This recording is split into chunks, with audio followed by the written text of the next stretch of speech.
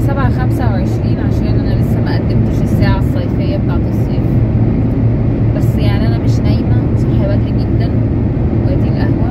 وللأسف الفجر فاتني النهاردة، انا المفروض كنت اصحى 6 بس ما صحيتش، ما عرفتش اصحى خالص. المهم بقى النهارده يوم طويل الى حد ما في اسماعيلية. عندي 3 لجان قصبي. القصبي ده اللي بيتفرج بره المجال، اللي هو عبارة عن امتحان للطلبة كده، اللي بنقول لهم في شيفت، يعني بنحط لهم حاجات عملي كده، هما بيقفوا على المكان 3 دقايق ويروحوا للمكان اللي بعده. بس عندي بقى 3 لجان النهارده، هخلص الساعة 3 بإذن الله.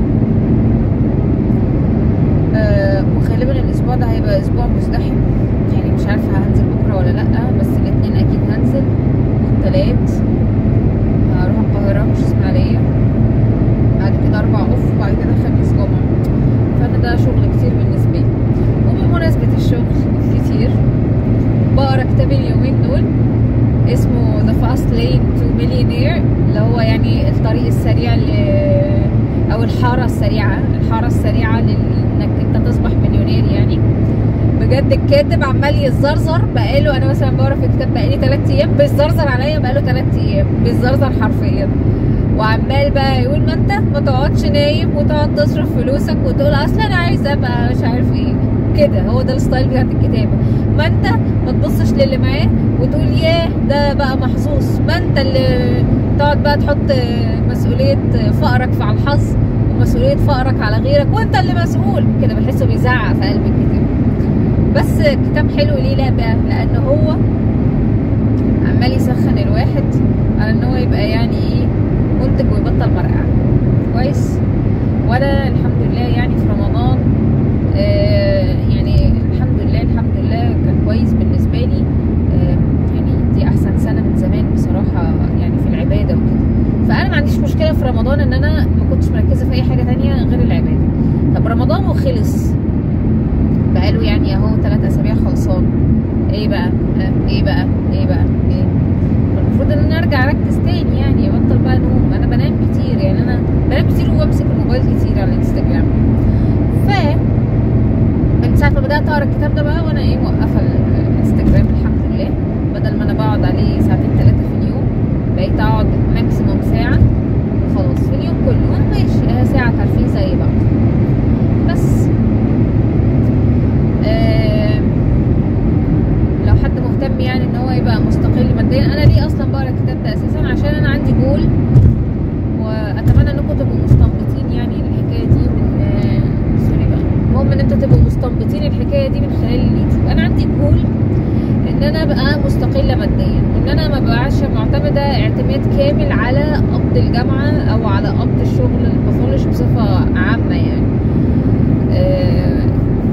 عايزه يبقى لي انا دخلي الخاص اللي هو غير معتمد على الشغل بس. فعماله بقى ابحث هنا وهنا وحفرك هنا وهنا، والله المستعان. بس من ضمن الحفركه والبحث هنا وهنا، فاكرين لما قلت لكم في الفلوج اللي فات ان انا ان شاء الله بحاول افتح حاجه، وان الحاجه دي بنزل لها الازهر، ويعني ببحث واتباحث فيها. فانا الحمد لله فتحت بيزنس فضه. هل انا بدات اكسب منه؟ لا لسه. وانا بقالي شهرين اهو فاتحاه. اول شهر جالي اوردر واحد بس الحمد لله، وتاني شهر اهو جالي 3 اوردرات او 4.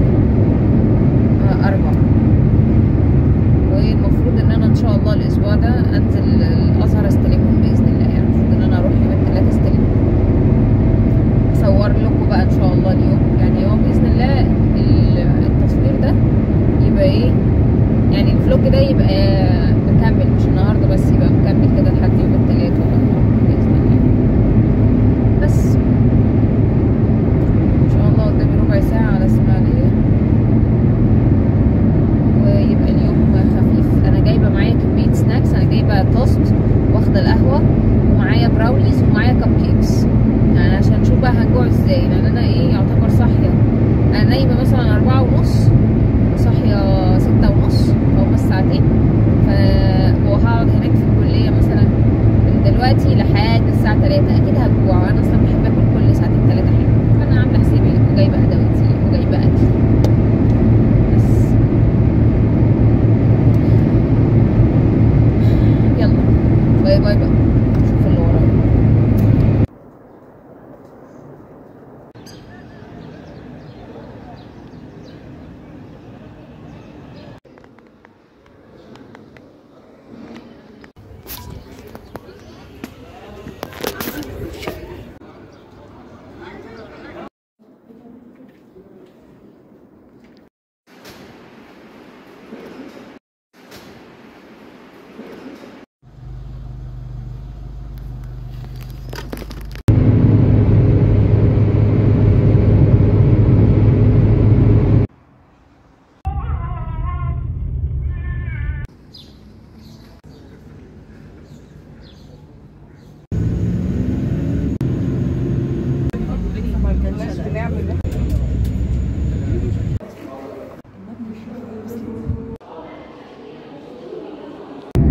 صباح الخير، النهارده التلات واديني رايحه الشغل اللي في وسط البلد، والنهارده يوم طويل.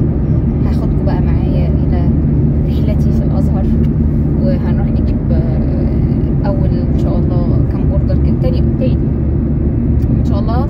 معايا سلسله عايزه تطلي، ومعايا اوردر للاسف انا سعرته غلط وطلع سعره اغلى، فانا مش عارفه هعمل ايه، بس غالبا هلتزم بالسعر اللي قلته للعميله غالبا يعني. ومعايا اوردر تالت لعميله سكر، هي اصلا بعتت لي وتقول لي انا بطلب عشان انا يعني عجباني قوي الفكره وان انتي دكتوره وكده.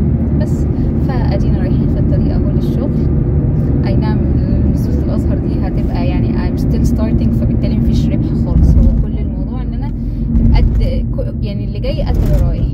انا للاسف غلطت غلطه ايه، يعني كنت هربح لو ما كنتش غلطت غلطه التسعير الغلط. لا، والتسعير الغلط غلط خالص، يعني انا عملت التسعير، واحده كده، عملت التسعير بالنص، يعني مثلا بدل ما هو الخاتم ب 600 عملته ب 250 بقدره قادر، محدش عارف ازاي. بس فهتحمل ضريبه اخطائي، وهتحمل ان انا بستعبط. نزلت بالقهوه عشان ملحقتش اشربها في البيت، وخلاص اتاخرت على الشغل بتاع وسط البلد ده. اتاخرت ليه؟ لان انا كنت بصور فيديو يوتيوب وبعدين صورت فيديوهين، واحد مظبوط، التاني الميموري مش كفايه فخلص قبل ما يعني خلص من غير ما نعرف. وغير كده انا عماله 12 دقيقه برغي في الرغي. لا انا عايزه حتى لو الفيديو طويل يبقى ممنهج ومنظم، بس حتى لو هو دردشه، يعني انا اول الفيديو بقول ان ده دردشه، ان ده رايي الصريح من غير ما اكتب حاجه. بس لا، قمت مسحاه وعملت امتي فولدر وقمت نزلت الشغل بكل بساطه. بس هكمل معاكم بقى بقيه اليوم ايه مساري يعني ان شاء الله. باي باي.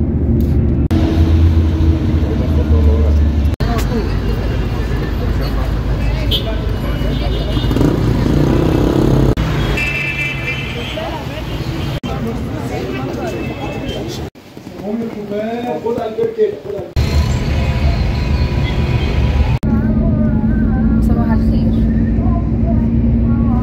النهارده الاربعاء بتوقيت عادي الساعه 7:15 بتوقيت القاهره، و6:15 بتوقيت العربيه. الشمس جميله، الحقيقه الجو جميل، يعني الوقت ده بيبقى حلو بصراحه للصحيان، هم ما كانوش عندهم حق بس الواحد يصحى، يعني انا انام بدري عشان اصحى الميعاد ده، لكن قولوا لي اصحى كده وانا نايمه الساعه مثلا 2 الفجر، لا صعب قوي بصراحه.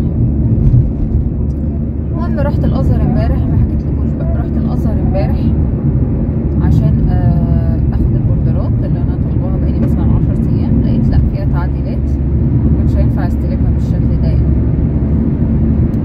يعني انا اصلا في كواليتي كنترول كده عايزه احاول ان انا اظبطه عشان خاطر يعني احنا لسه بنبدا، مبقاش بقى الشغل فيه ديفوهات. بس المهم ايه، اديني على الطريق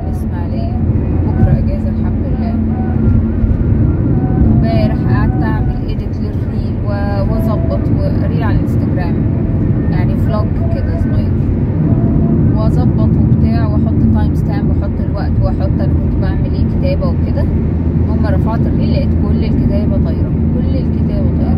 اكتشفت الكلام ده الصبح لان انا بالليل بقى كنت بعمل ايديت للريل، رفعته ونمت مش قادره. بس فلما صحيت بقى اكتشفت الاكتشاف الرائع ده، كنت مسحاه ورفعته وخليت يعني سالت اصحابي على انستجرامي من فضلكم اعملوا له بقى لايك بتاع تاني. بس وبعدين جالي هاجس كده، طب ما افرض هو ده عندي انا بس، يعني الكلام مختفي عندي انا بس، انما هو في الحقيقه وفي الواقع الكلام موجود.